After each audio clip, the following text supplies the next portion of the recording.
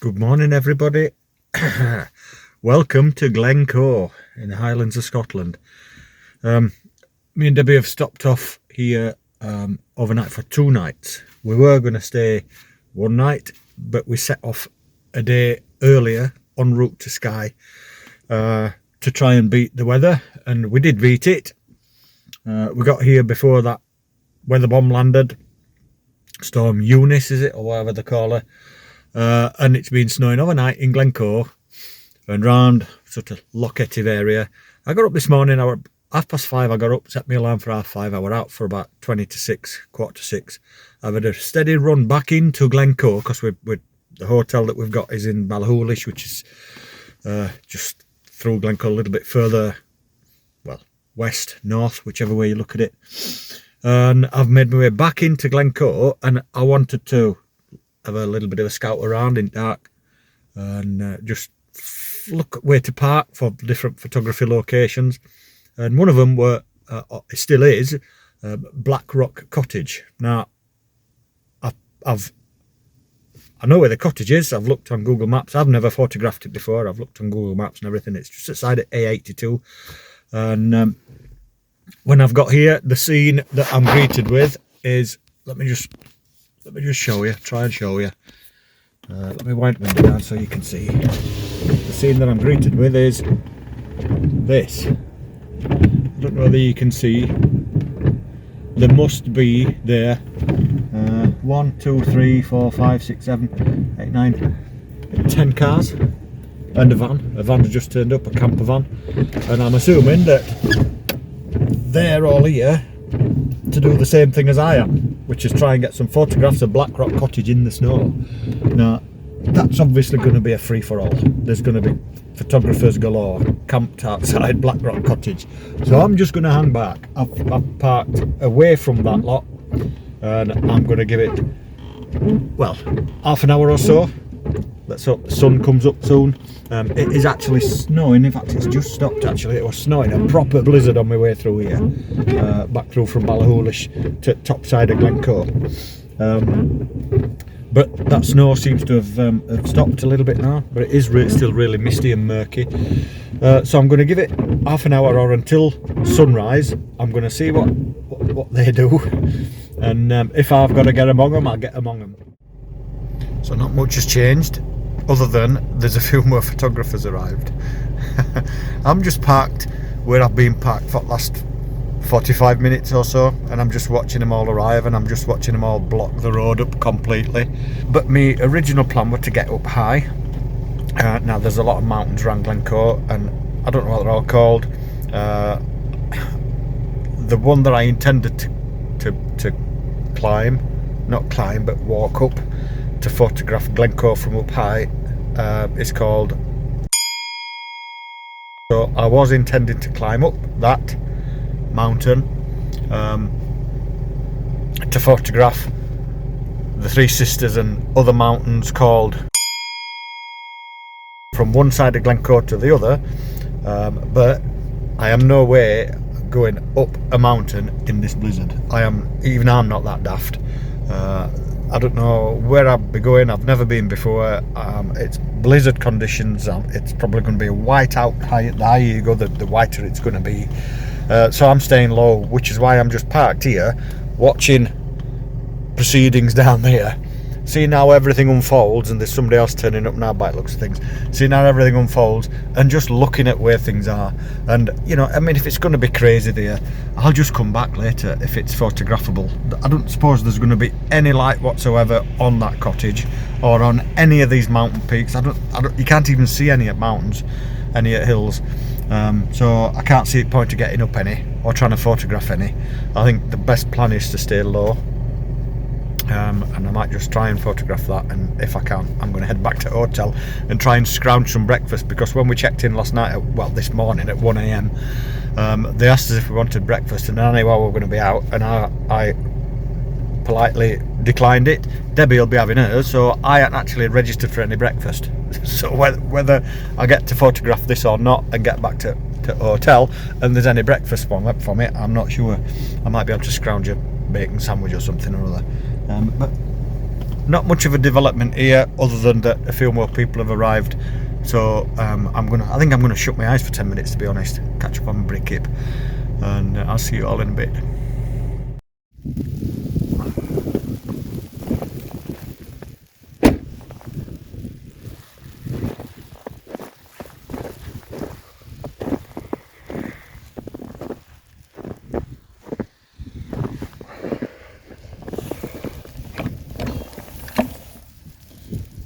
Hello, Pippa. Yo, darling. You alright, lass? Come here. Hey, snuggled up in there, aren't you? Best place for you. You stay there a bit. Okay? You stay there, good girl. I'll let you out in a minute.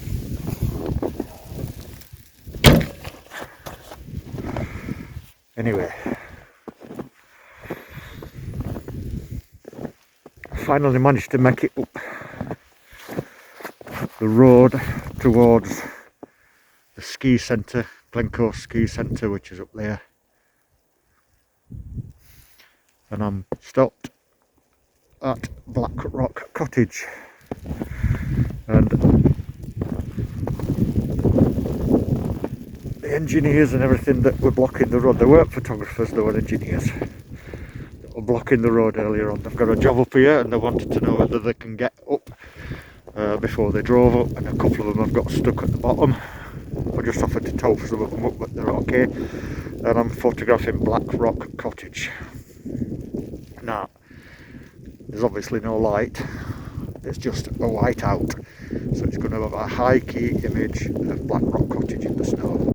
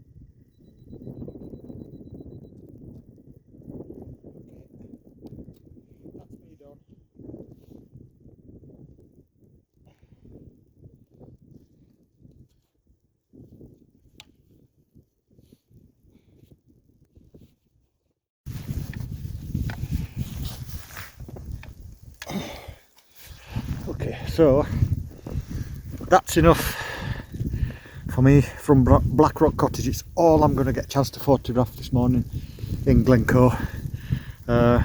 Snow's really coming down now. It's a good 6 inches thick here where I am.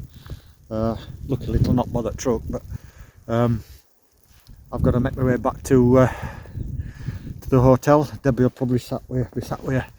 Well, she'll have just had a breakfast, she'll be having a cup of coffee. I hope she's nicked me a bacon sandwich. So, as far as Black Rock Cottage is concerned, for this morning from me, that's it. Okay, I've got some nice high key images Obviously lots of white. I like the grass poking through the snow, and I love the red door on that cottage. I can see why it's so photogenic, but there is a mountain behind it. There is a mountain behind it, like I say. I don't know what it's called, and when there's some light on that mountain, there's a break in clouds, it makes for a stunning image. So hopefully when it stops snowing, so I don't want to get knocked down. What is it with Tesla drivers? Absolutely crackers. Anyway, like I was saying, when it stops snowing, hopefully I can get back and there'll be some wrecks in those clouds, and I'll be able to photograph that cottage again with some light on it and with some light on that mountain behind. I think it's Buachaille Etive More or something like that. I don't know how to pronounce it. So that's it from me this morning.